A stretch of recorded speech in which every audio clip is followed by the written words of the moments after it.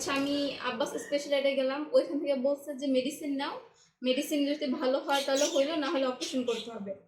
আমার গলার ওইটা হচ্ছে অনেক ইনফেকশন হয়ে গেছিল, ভিতরে ঘা হয়ে গেছিল, এরকম ছোট ছোট গুটি গুটি সাদা সাদা।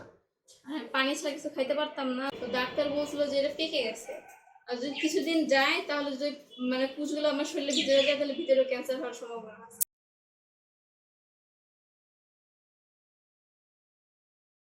আমি doctor M M Ruhul Amin. আজকে আপনাদের মাঝে আরেকটি রোগ নিয়ে হাজির হয়েছি, তা হচ্ছে টনসিল। তো টনসিল আমরা জানি যে খুব কষ্টকর একটি রোগ। সাধারণত আমাদের এই যে দুই পাশে দুটো গ্ল্যান্ড থাকে, এখানে টনসিল নামের দুটো গ্ল্যান্ড থাকে, সেটা ইনফ্লামড হয়। হ্যাঁ, টনসিলাইটিস বলি আমরা, যখন সেটা ফুলে যায়, প্রদাহ হয়, ব্যথা হয়ে যায়, গলা চেপে আসে, কোনো কিছু খেতে পারে না, এমনকি সেই সময় জ্বর পর্যন্ত আসে। তো এই ধরনের বিভিন্ন ধরনের জটিলতা দেখা দেয়। এইসব জটিলতা নিয়েই আজকে আমরা কথা বলবো। আমাদের সাথে আছে রিমা, বয়স হচ্ছে 19, বাড়ি হচ্ছে পাবনা। তো এই টনসিলের কষ্ট যে কি পরিমাণ আজকে আমরা তার কাছে শুনবো এবং আমরা তার মুখ থেকেই জানবো যে কিভাবে তার সুস্থ হওয়ার গল্প সম্বন্ধে। চলুন আজকে রিমার সাথে কথা বলি। আসসালামু আলাইকুম রিমা ম্যাডাম, আপনি কেমন আছেন? আলহামদুলিল্লাহ, বর্তমানে ভালো আছি। আচ্ছা, আপনি আপনার দেশের বাড়ি কোথায়? পাবনা। পাবনা। আপনি এইচডিসি হোমিও হাসপাতালে কিভাবে চিনলেন এইখানটায়? তো হচ্ছে আমার আম্মু একজন পরিচিত ছিল, তো উনি বলছিল, আম্মু বলছিল উনারে যে আমি হচ্ছে অসুস্থ, আমার টনসিল অনেক সমস্যা ছোটবেলা থেকেই, তো বর্তমানে অনেক মেডিকেলে দেখাইছে, তারা বলছে যে অপারেশন করতে হবে। কার? তো পরে হচ্ছে উনি বললো কি আমার পরিচিত একজন আছে একটা হোমিও ডাক্তার, তোমার মেয়েরা ওইখানে নিয়ে যাব। তার দুদিন পরে আমার এই জায়গায় নিয়ে আসা। আচ্ছা, তো এখানে যে আসলেন তখন সমস্যাটা ছিল আপনার টনসিল। আচ্ছা, টনসিলটা কতদিন যাবত ছিল? আমার ছোটবেলা থেকেই। ছোটবেলা থেকেই। তো এখন আপনার বয়স হচ্ছে 19। ছোটবেলা থেকে আপনি টনসিলে ভুগতেছেন, তার জন্য কোনো ডাক্তারের কাছে যাননি? হ্যাঁ, হচ্ছে ছোট থেকে যখন ছিলাম, তো বাড়ি যখন ছিলাম তখন হচ্ছে বিভিন্ন ধরনের শিকড় বাকড় ওষুধ ছিল, ওগুলো খাওয়ার পরে আলহামদুলিল্লাহ সুস্থ ছিলাম, ওইরকম সমস্যা দেখা দেয় নাই।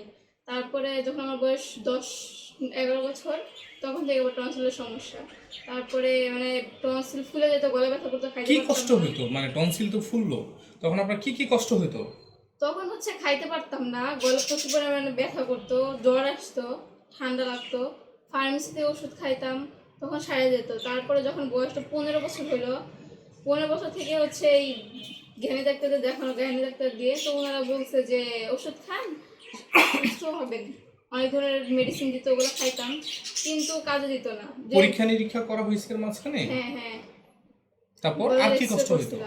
তো তারপরে হচ্ছে 18 বছর শেষের দিকে ওনার হচ্ছে আমি আব্বাস স্পেশালিস্টে গেলাম, ওইখান থেকে বলছে যে মেডিসিন নাও, মেডিসিন যদি ভালো হয় তাহলে হইলো, না হলে অপারেশন করতে হবে। তারপরে আবার একটা ডেট দিয়েছিল, ডেট অনুযায়ী গেছিলাম, তখন ওরা বলছে অপারেশন করতেই হবে। তারপরে হচ্ছে আরো দুটা মেডিকেলে গেছি, ওইখান থেকে ওনারা সেম বলছে যে অপারেশন করতে হবে, ইমার্জেন্সি হবে। তারপরে আম্মুর একজন রিলেটিভ আপনার কাছে কেন ইমার্জেন্সি হইলো অপারেশন করতে হবে? আমার গলার ওইটা হচ্ছে অনেক ইনফেকশন হয়ে গেছিল, ভিতরে ঘা হয়ে গেছিল, এরকম ছোট ছোট গুটি গুটি সাদা সাদা। পানি ছাড়া কিছু খাইতে পারতাম না, লবণ আদার যে ঝাঁজটা, তারপর হচ্ছে ভাত ভাত হচ্ছে নরম করে জায়ের মতো রান্না করলেও খেতে পারতাম না, গলায় ধরতো। পানি ছাড়া কোনো কিছুই খেতে পারতাম না, পানি ছাড়া আর কিছুই খেতে পারতেন না?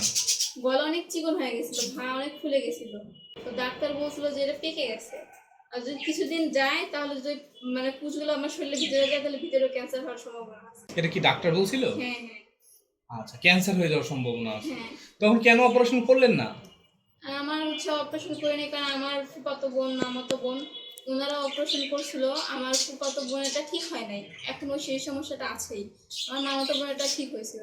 তো আমি ভয় পাইছিলাম যে অপারেশন করলে আমারটা তো ঠিক নাও হইতে পারে, আর অপারেশন করলে যেটা হবে না এমন তো কোনো নিশ্চয়তা নেই। আচ্ছা, তারপরে এই যে এতদিন পুরাতন একটা টনসিল, তো কতদিনের ভিতরে এখন কি আপনি সুস্থ আছেন? কতদিন লাগলো সুস্থ হইতে? 3 মাস। 3 মাসে কি একদম সুস্থ?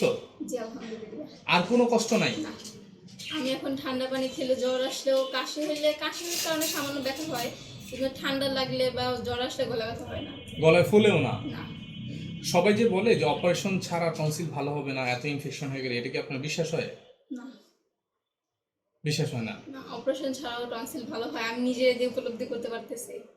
মানে হোমিওপ্যাথি খেলে টনসিল ভালো হয়? হ্যাঁ, আচ্ছা, এটা আপনার বিশ্বাস? বিশ্বাস। আচ্ছা। এই হচ্ছে উপলব্ধি করতে পারিনি, মানে পারছি যে আমার হোমিও খেয়া জিনিসটা ঠিক হয়েছে। আমি যখন হচ্ছে এলোপ্যাথি ডাক্তারের কাছে পরামর্শ নিছি বা আমার বিভিন্ন ধরনের রিপোর্ট ওনারা দিছে, টেস্টগুলো ওনারা দিয়েছে, তো ওনারা আমার বলছে যে যাই হোক তোমার ইমার্জেন্সি ভাবে অপারেশন করতেই হবে। আমি ভাবছিলাম যে হোমিও যাব, এত কিছু বললাম ঠিক হলো না, হোমিও খাওয়ার পরে কি ঠিক হবে কি হবে না, আমার মনে সন্দেহ ছিল। কিন্তু আলহামদুলিল্লাহ এখন আমি পুরোপুরি সুস্থ। হোমিওপ্যাথিকেও মানুষ সুস্থ হয় অপারেশন ছাড়া। আপনারা শুনলেন যে টনসিলে ইনফেকশন হয়ে ফুলে গেছে, সেটা ইমার্জেন্সি অপারেশন করার কথা।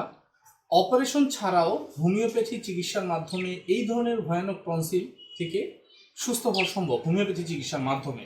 তো আপনারা আজকে একটি টনসিলের গল্প শুনলেন যে লম্বা সময় সে টনসিলে ভুগছে, এমন না মাত্র কয়েকদিন। তার জন্মের পরে থেকেই মাঝে মাঝেই হতো, ওষুধ খেলে ভালো থাকতো, না খেলে আবার খারাপ হয়ে যেত।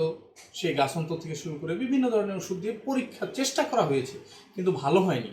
তো এই ধরনের অপারেশন যোগ্য যেসব অসুস্থতাগুলি আছে সেগুলিও কিন্তু আমাদের এই হোমিও চিকিৎসায় খুব সুন্দরভাবে আল্লাহর রহমতে ঠিকঠাক হয়ে যাচ্ছে।